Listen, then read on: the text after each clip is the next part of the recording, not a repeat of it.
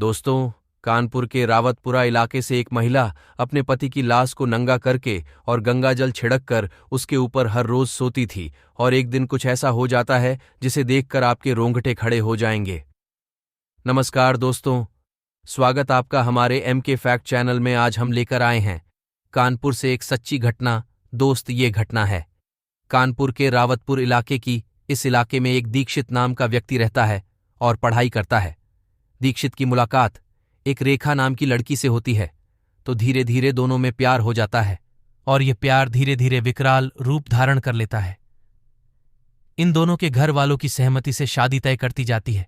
दीक्षित जो गांव का रहने वाला होता है, तभी उसकी बैंक में नौकरी लग जाती है, तो नौकरी के लिए दीक्षित को अब शहर जाना पड़ता है।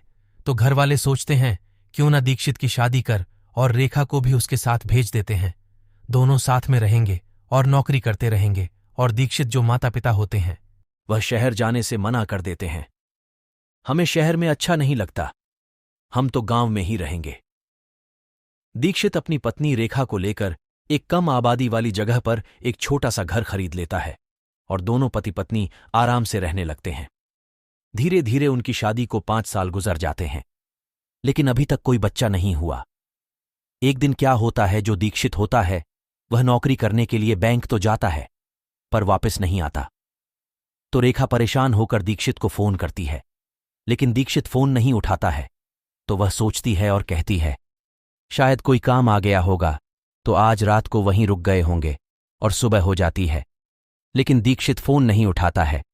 सुबह फिर से बैंक जाने का समय हो जाता है, तो बैंक वाले भी फोन करते हैं, लेकिन दीक्षित फोन नहीं उठाता है। और कुछ घंटे बाद फोन बंद हो जाता है और रेखा भी फोन करती है तो फोन बंद हो जाता है। तभी रेखा पुलिस के पास जाती है और सारी बात बताती है। तभी पुलिस के पास एक फोन आता है और कहता है यह एक जंगल में बेहोश कोई पड़ा है। तभी पुलिस जाती है और उसे व्यक्ति को रेखा को दिखाया जाता है।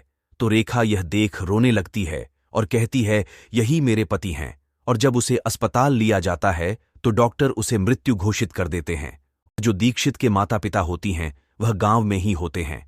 तभी रेखा उस लाश को घर ले आती है और आसपास के लोग जब रेखा से पूछते हैं तो रेखा बताती है कि यह अभी कोमा में चले गए हैं और कुछ दिन बाद सही हो जाएंगे।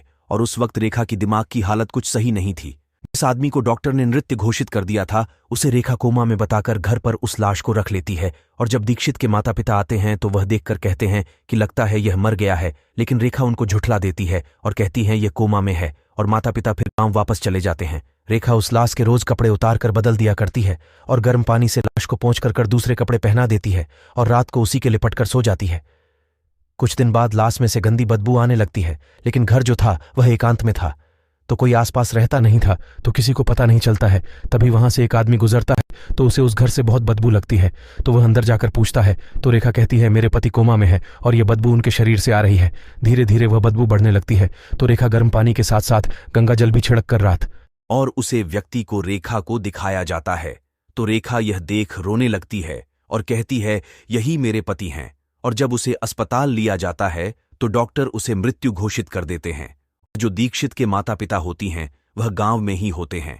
तभी रेखा उस लाश को घर ले आती है और आसपास के लोग जब रेखा से पूछते हैं तो रेखा बताती है कि यह अभी कोमा में चले गए हैं और कुछ दिन बाद सही हो जाएंगे। और उस वक्त रेखा की दिमाग की हालत कुछ सही नहीं थी। जिस आदमी को डॉक्टर ने मृत्यु घोषित कर दिया था उसे रेखा कोमा में बताकर घर पर उस लाश को रख लेती है। और जब दीक्षित के माता पिता आते हैं तो वह देखकर कहते हैं कि लगता है यह मर गया है, लेकिन रेखा उनको झुठला देती है और कहती है यह कोमा में है। और माता पिता फिर गांव वापस चले जाते हैं। रेखा उस लाश के रोज कपड़े उतार कर बदल दिया करती है और गर्म पानी से लाश को पोंछ कर दूसरे कपड़े पहना देती है और रात को उसी के लिपट कर सो जाती है। कुछ दिन बाद लाश में से गंदी बदबू आने लगती है, लेकिन घर जो था वह एकांत में था, तो कोई आसपास रहता नहीं था, तो किसी को पता नहीं चलता है। तभी वहां से एक आदमी गुजरता है तो उसे उस घर से बहुत बदबू लगती है। तो वह अंदर जाकर पूछता है तो रेखा कहती है मेरे पति कोमा में है और यह बदबू उनके शरीर से आ रही है। धीरे धीरे वह बदबू बढ़ने लगती है तो रेखा गर्म पानी के साथ साथ गंगा जल भी छिड़क कर रात को लाश से चिपट कर सो जाती है। धीरे धीरे वह बदबू दूर तक जाने लगती है तो लोग पूछते हैं, तो रेखा सबको यही बात कहती है तो लोग इस बात पर ध्यान नहीं देती। और बीच में कोरोना का समय भी आता है और धीरे धीरे इस बात को 18 माह बीत जाते हैं। तभी कोरोना के चलते कुछ डॉक्टर घर घर जाकर सर्वे कर रहे होते हैं और जब वे डॉक्टर रेखा के घर के पास आते हैं तो उन्हें बहुत बदबू लगती है। तो वे रेखा से पूछते हैं कि यह बदबू कहाँ से आ रही है। तो रेखा फिर से यही बात कहती है कि मेरे पति कोमा में है, तो यह बदबू उनके शरीर से आ रही है। और जब वह डॉक्टर घर के अंदर जाकर देखते हैं तो वह लाश पूरी तरह से गल गई होती और हड्डियां बाहर निकल आई थीं।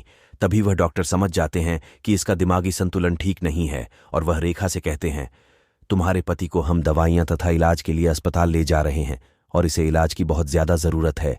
तभी वह उस लाश को ले जाते हैं और उसके माता पिता को बुलाकर अंतिम संस्कार किया जाता है और रेखा को पागलखाने भेज दिया जाता है। तो दोस्तों, ये घटना को देखकर आपका क्या कहना है कि रेखा सच में पागल थी या फिर उसके पति के प्यार ने उसे पागल बना दिया था? ये कमेंट में जरूर बताएं और वीडियो को लाइक शेयर जरूर करें और ऐसी वीडियो देखने के लिए हमारे चैनल को सब्सक्राइब करें ताकि हमारा हौसला बना रहे। तो दोस्तों, अब हम आपसे अब विदा लेते हैं, पर फिर से मिलते हैं ऐसी एक और सच्ची घटना के साथ। और आप स्वस्थ रहें, तंदुरुस्त रहें। जय हिंद, जय भारत।